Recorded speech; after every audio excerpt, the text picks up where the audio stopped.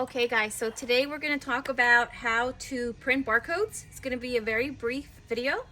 So the software you're going to use is Epicor. We have that little window here, or sometimes it could be on the main desktop. So let me go to the main desktop just so you can see this little Eagle browser house here. I already have mine open, so I'm just going to pop that open. And you're going to be working off of IMU. You can see that here on the launch bar. IMU, you're going to press enter. That's short for inventory maintenance. And then here you're gonna barcode or skew in the item you're working with. We're gonna use this for example. So enter.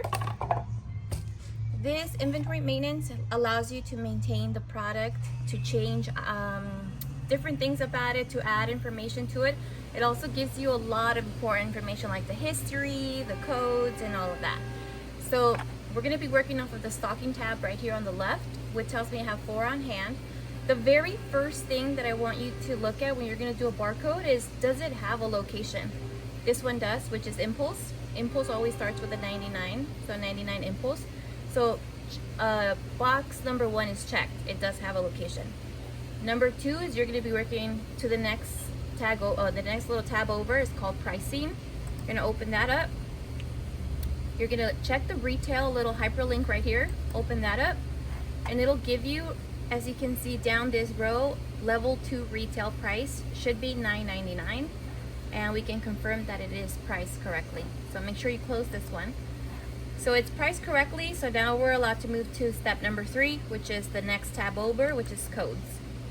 On codes, you're gonna go to this pricing column, all the way down to print bin and price labels. You're going to open this hyperlink. Now we're going to send it to, I guess you could leave this here because we're going to pick our printer till the very end. So you could ignore all of this. The only thing I want you to check on is the print or batch. So you could either print it immediately or you can save it to a batch. I want you to save it to a batch so you can start creating a batch. We can print up to 32 SKUs at a time. So it's very smart to just have them all together. So we'll do save to batch and you're gonna press OK. It pops up the second time. I don't know why it does that. Just go ahead and cancel that. Okay, that's pretty much it. So now let me just confirm that it did get sent to my batch. I'm gonna go to the label manager option right here. I'm gonna open that up and I can see here BB count. It did get sent to my batch.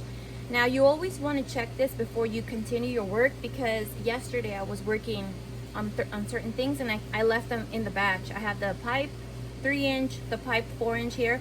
I'm not working on these today and I don't want them on my batch today. So I'm just gonna check these 2 boxes here and I'm gonna press delete. It's asking me, do I want to delete them? I do. Very good. So now I have a clean slate and I have the SKUs that I want to put on there. At this point, I want you to know you can continue to add SKUs here. I would suggest you only do this if you're 100% certain that the location has already been checked and the price for level 2 has already been checked. Then you can confidently just add your SKUs here. But when we're starting off, I would prefer you just go through this longer route at first. So let's move on to the second item. We're gonna do this shelf here. Just scan it in there, press enter, and we're gonna start at the very first tab, so stocking. Okay, I see quantity on hand. Location, it says new, so this is not good. I have to make sure everything has a proper location for physical inventory purposes, and it helps us when we know where to find it. So this location, it's gonna be aisle number 2, left, 08. So this is gonna be aisle number 2 on the left side, the 8th section. So once I'm happy with that, anytime I do any changes before I continue, I must press change. So change, down here it tells me a notification, the store specific data changed in this record. So that means the information changed. Next option, I'm gonna go to pricing, tab number 2. I'm gonna click this hyperlink for retail so I can see what my level 2 is.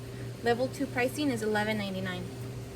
Okay, so yes, level 2 retail is $11.99. I can see the price is correct, so very good. Don't forget to close this window because that could run you into a series of issues if you leave this window open. So just close that up.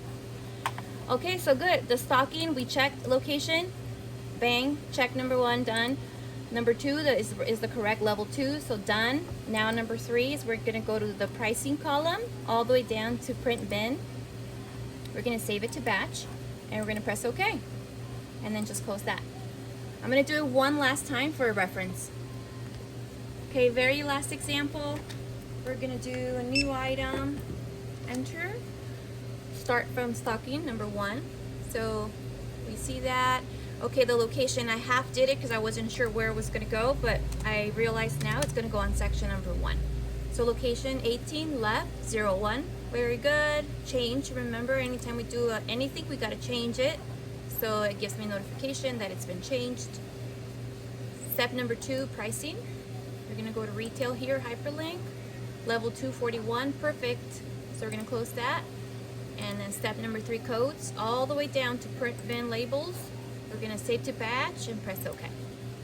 Okay, so now let's pretend we're done and we have 32 items, or in this case, it was a really good week and we only have 3 items that need barcodes, which that would be ideal, but let's pretend we're done. We're ready to print. So now we're gonna go back to our bin options here, the print label options. We're gonna look at our label manager and it should give you a list of everything you have on you've worked on, that you've scheduled in. So also pay attention to the quantity, because sometimes I've seen it where it'll print 2 or 3. So once we're all done, we're gonna do select all right here. This selects all of your boxes at once, and then you're gonna do print. It's gonna ask you which kind of tag you want. Always choose the blue one, which we have by default selected already. This is gonna give us the tags we always use. So open. Now here's where you're gonna choose your printer. So we're working today with the Epson ET. That's the one you're gonna use. Make sure you choose your printer, otherwise it's not gonna be successful. So now before I press OK, I'm gonna walk over to the printer. Okay, this is the paper you're gonna be using. It's a 32 tag sheet, which is available down here. You'll always have it down here. So you grab one. For 2026, I'm starting a new organizational way to keep track of what's been printed this year. So I would prefer if they're printed on white for 2026. So what you'll do is you'll put the white side down, the gray side up, and the arrows in. So it'll look like this, arrows in, white side down. Just put the amount of sheets you're printing. Don't grab a stack and put them in there, because that causes other issues. We're constantly printing items. Okay, now we know the paper's ready, we're ready, so you're just gonna press OK. And that's it. I can hear the printer waking up over there on that side. It's gonna ask you, do you wish to delete the printed records? Don't delete them until you actually have them in your hand. There has been times where the printer, for whatever reason, doesn't get your command, so it won't print it, and then you have to do everything all over again. So just make sure you collect the prints in your hand before you press yes. So right now I'm gonna press no, and you could ignore that notification. That was just for the printer, and that's it.